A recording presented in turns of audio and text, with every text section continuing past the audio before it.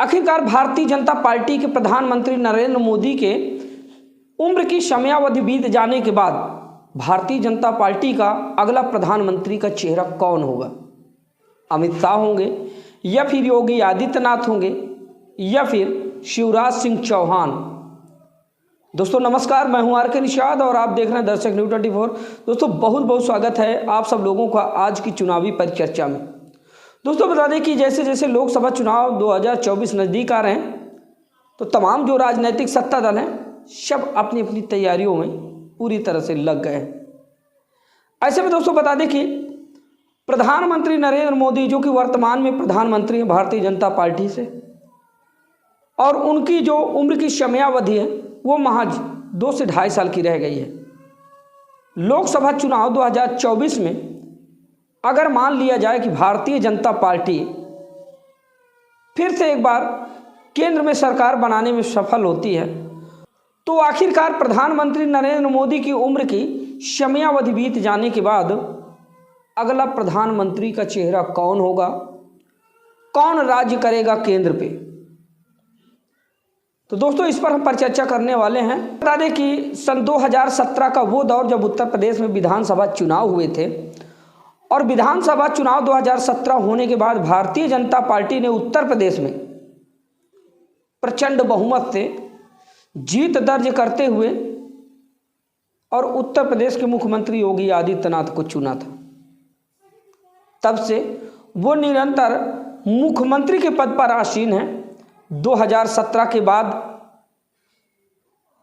2022 में हुए विधानसभा चुनाव में पुनः भारतीय जनता पार्टी उत्तर प्रदेश में पूर्ण बहुमत से सरकार बनाती है और उसके बाद फिर से योगी आदित्यनाथ दोबारा मुख्यमंत्री बनते हैं।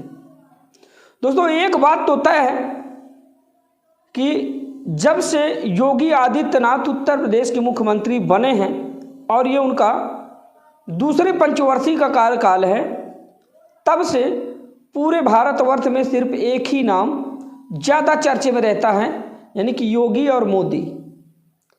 योगी मोदी कहते कहते लोगों ने इतना बेशुमार कर दिया इस जोड़ी को कि लोग अब योगी मोदी को डबल इंजन की सरकार के नाम से संबोधित करने लगे।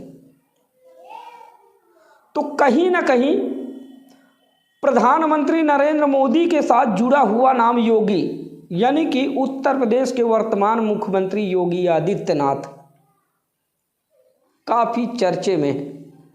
ऐसे में दोस्तों बता दें कि बीच में अटकलें आई कि उत्तर प्रदेश की बागडोर योगी आदित्यनाथ के हाथों से हटाकर अब किसी और को सौंपी जाए, और वो चेहरा भी सामने आया, वो नाम भी सामने आया।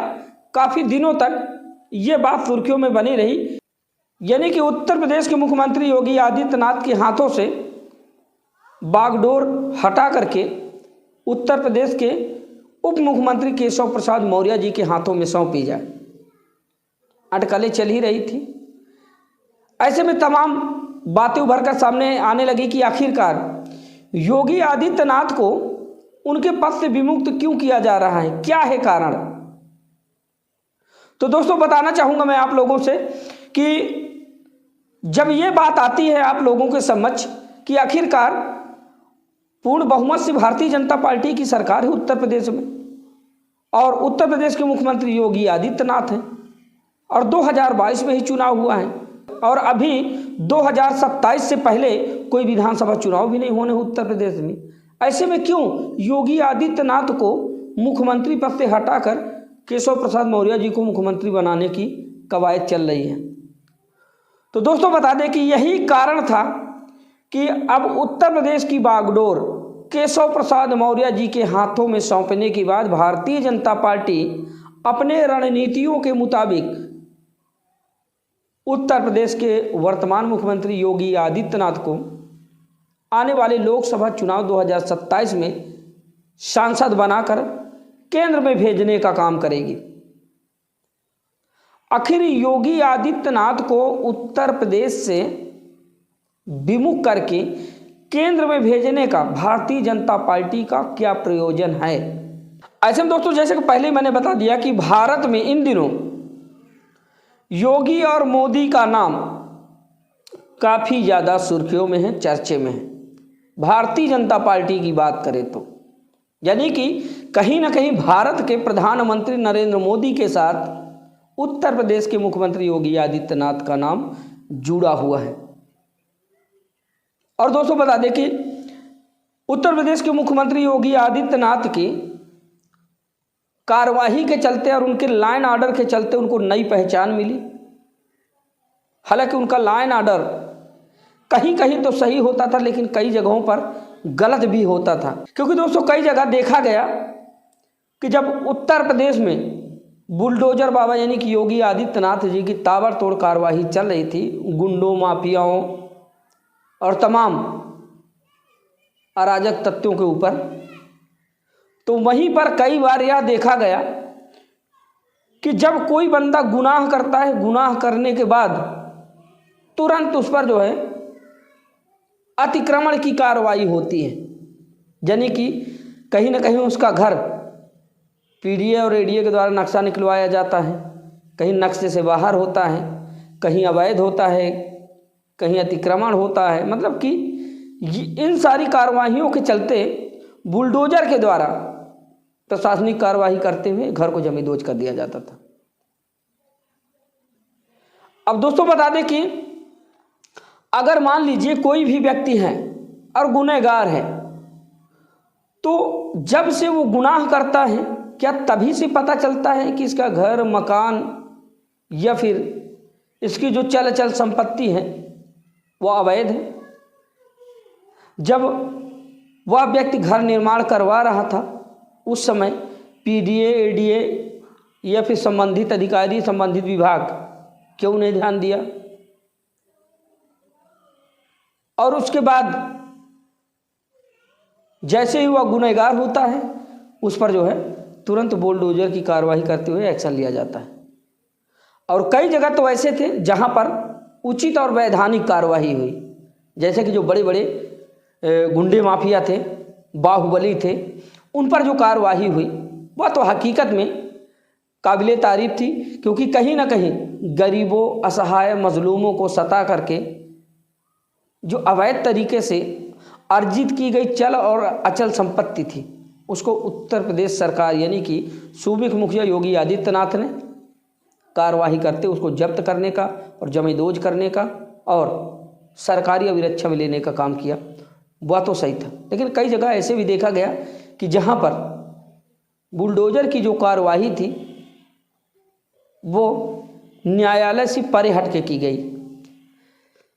यानी कि दोस्तों बता दें, कुल मिला के कहने का मकसद ये है कि उत्तर प्रदेश के मुख्यमंत्री योगी आदित्यनाथ कहीं ना कहीं अपने लाइन ऑर्डर को लेकर चर्चे में आए और तब से उनका नाम प्रधानमंत्री के साथ यानी कि मोदी और योगी, यानी कि प्रधानमंत्री के साथ मोदी और योगी का नाम जुड़ गया और इसके बाद से लोग डबल इंजन की सरकार का नाम देने लगे।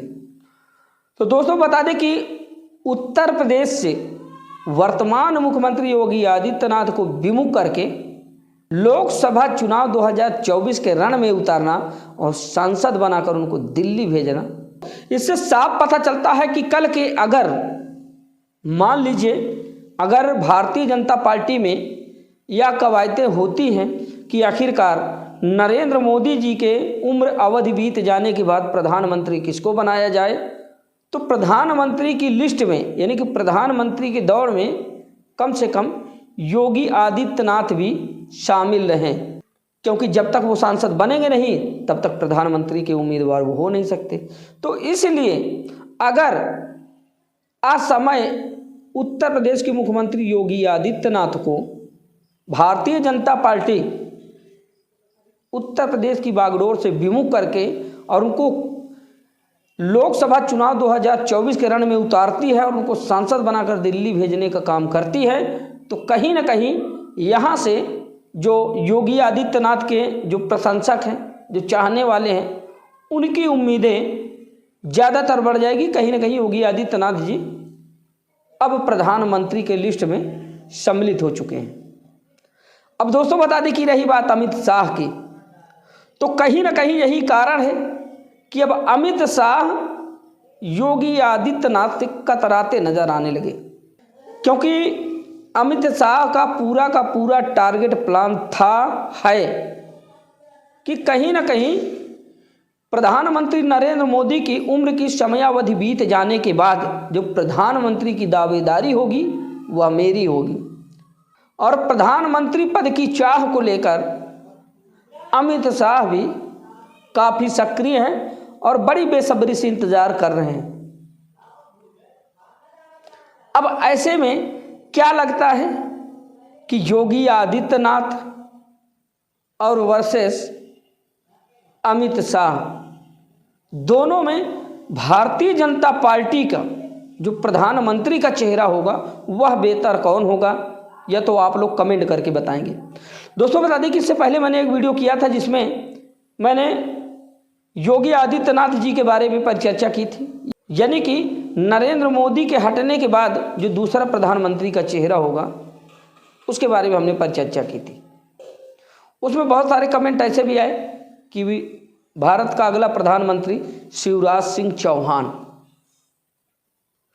तो शिवराज सिंह चौहान के बारे में बता दें दोस्तों कि जब केंद्र में कांग्रेस की सरकार हुआ करती थी तब से मध्य प्रदेश में भारतीय जनता पार्टी के मुख्यमंत्री रहा करते थे शिवराज सिंह चौहान, और लगातार 4 पंचवर्षीय मध्य प्रदेश में भारतीय जनता पार्टी की कमान को संभाले रखे और मुख्यमंत्री पद पर आसीन रहे और काम भी उन्होंने किया, जिसके फलस्वरूप जनता ने फिर से चुनने का काम किया।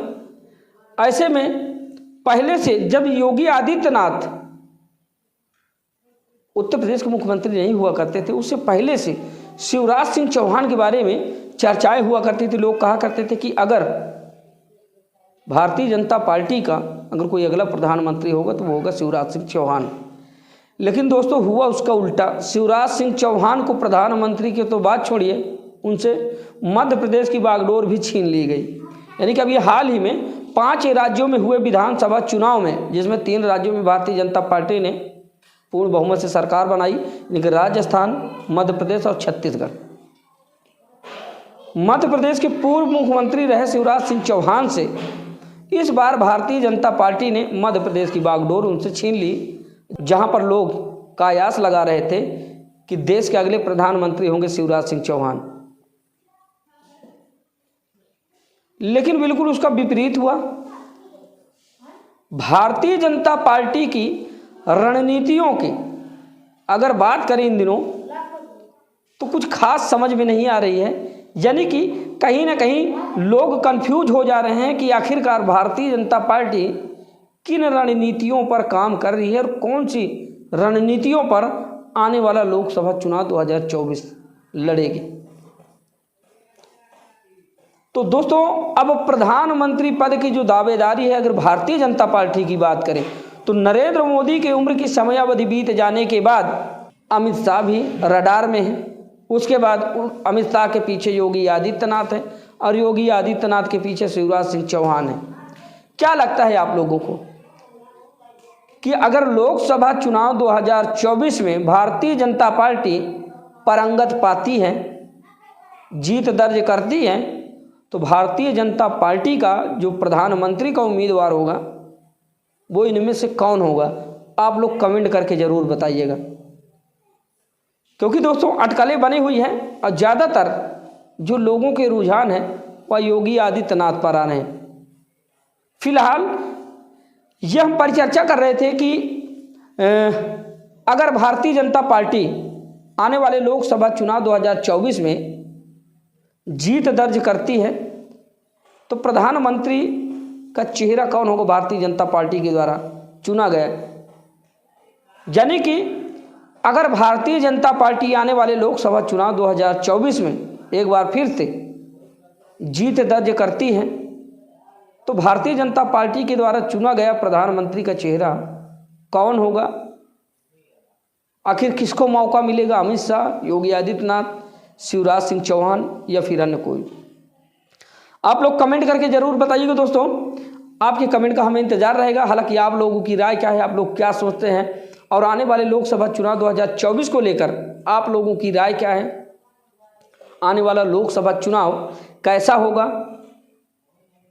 और क्या लगता है आप लोगों को? अपना ओपिनियन पोल भी रखिएगा कि आने वाले लोकसभा चुनाव 2024 में आखिरकार इस बार केंद्र में सरकार किसकी बनने वाली है, भारतीय जनता पार्टी की या फिर इंडिया अलायंस की?